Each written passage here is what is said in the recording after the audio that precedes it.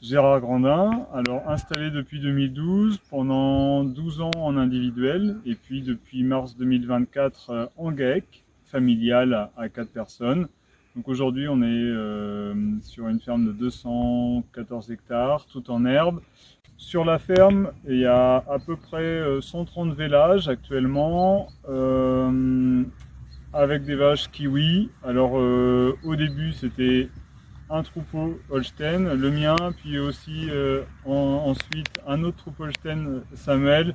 Les deux ont été croisés avec plusieurs races. L'objectif d'avoir des animaux de petits gabarits qui pâturent beaucoup et qui supportent le plein air quasi intégral. Alors l'objectif du système en vélage groupé de printemps, c'est de caler la courbe de lactation des vaches sur la courbe de pousse de l'herbe. C'est-à-dire qu'il faut que tous les vélages, ici en tout cas dans notre contexte dans l'Orne, se passent entre début février et début mi-avril pour que, en gros, le pic de lactation des animaux se trouve au moment du pic de pousse de l'herbe fin avril.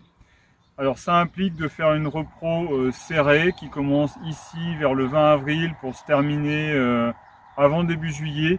L'idée c'est de terminer la repro avant les grosses chaleurs aussi parce que souvent ça a un impact. Et puis après toute l'année se déroule en fonction de ça.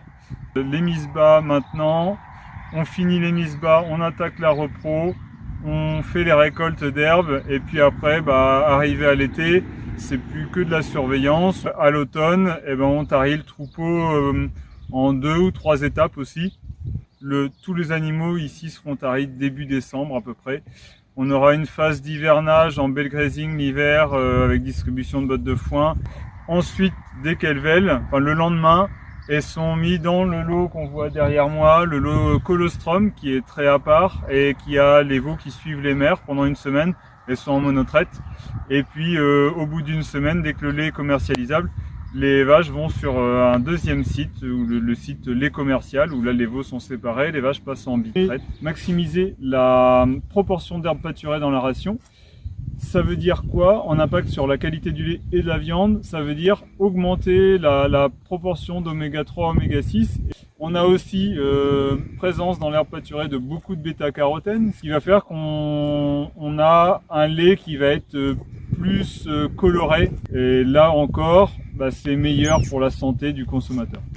Une alimentation majoritairement à l'herbe favorise une qualité nutritionnelle des produits optimale par rapport à ce qui est conseillé par les nutritionnistes et favorise aussi une bonne santé des animaux. Des animaux en bonne santé vont produire normalement des produits finaux qui seront sains pour le consommateur.